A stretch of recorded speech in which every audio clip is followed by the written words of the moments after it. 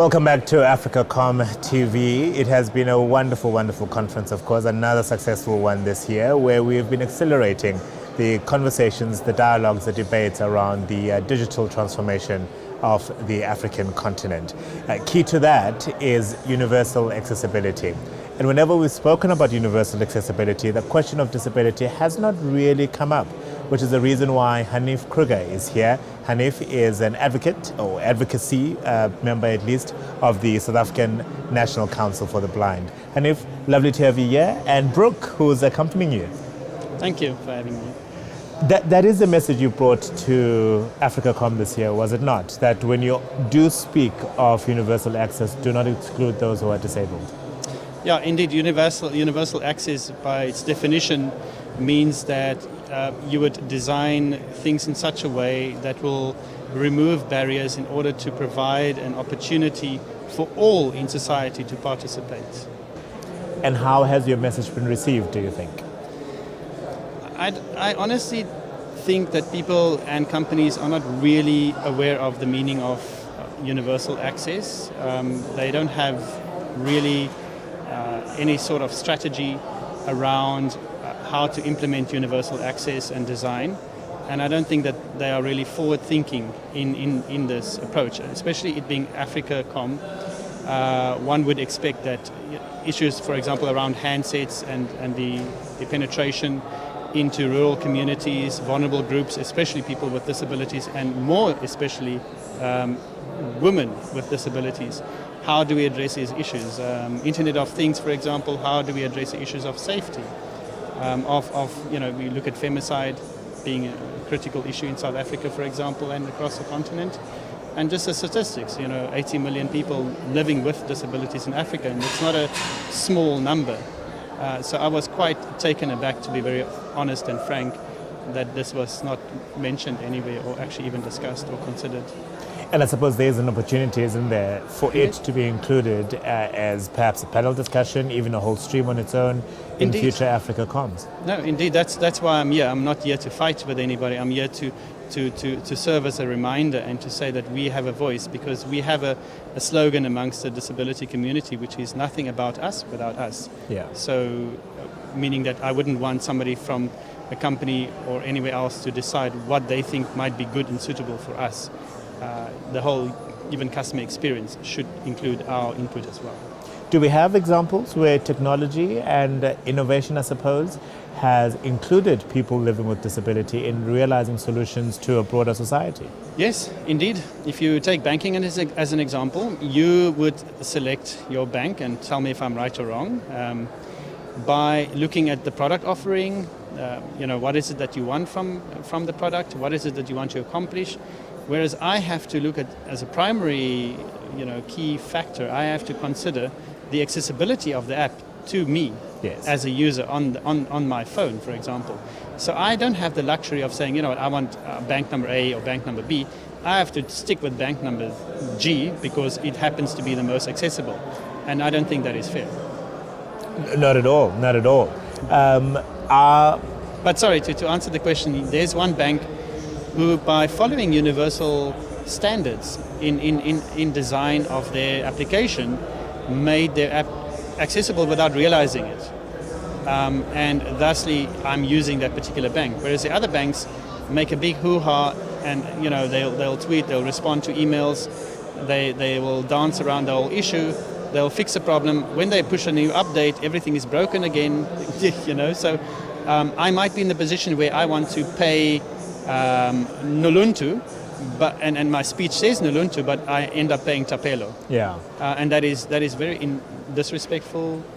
It makes us, it emphasizes our disability, and I think we as a disability community, specifically referring to the financial sector, we are not receiving a good deal. It's interesting you say that the app is optimal from this bank because they decided to follow, I suppose, what is universal access as defined. Did they do that, do you think, because they were realizing a potential client base that is wholly underserviced at the moment? Or were they doing it because it was the right thing to do, and as a result, find you as a client in the process? So many of the companies, including the cell phone companies, I believe, use external companies to do their coding for them. Yeah. This particular bank does it internally, as far as I know. And the fact is that in your different software development kits, SDKs, there are chapters and chapters dedicated just to accessibility and universal access and design. So what this means is that the coders who programmed and coded the app for this particular bank knew what they were doing. My belief is that you as a company, you should have it in your terms of reference when you ask for something to be developed or designed, or even if you have your designers and coders in-house, they should conform and they should be able to program something in such a way that it is universally accessible. And also just the stigma around designing for universal access doesn't mean it's aesthetically unpleasant and displeasing to the eye. It could still be. It's just an underlying code that needs to conform. And for them to realize that if it's not conforming, they should tell them, go back to the drawing board without any additional charge. And fine, I just want to add something to that as well. Google will mark your website down if you don't follow good coding practices. You can have the best content, you can have the best search engine optimization strategy, but if your website doesn't conform with HTML5 standards and WC3 standards, then you will be marked down. So that might be an incentive for companies to consider what I've just said. Should they be driving their own incentivizing, I suppose, for a wholly inclusive universal access to any kind of coding that they are writing? Or do you think entities like government, for example, could play a very big role in advocating and pushing for universal access as far as these products and technologies are concerned? I'm engaging with government. I'm serving on the Disability ICT Forum and the Affordability and Accessibility Group, where we deal with various sectors. For example, accessible websites, accessible mobile technology, employment, transport and ICT, and I serve on all those committees.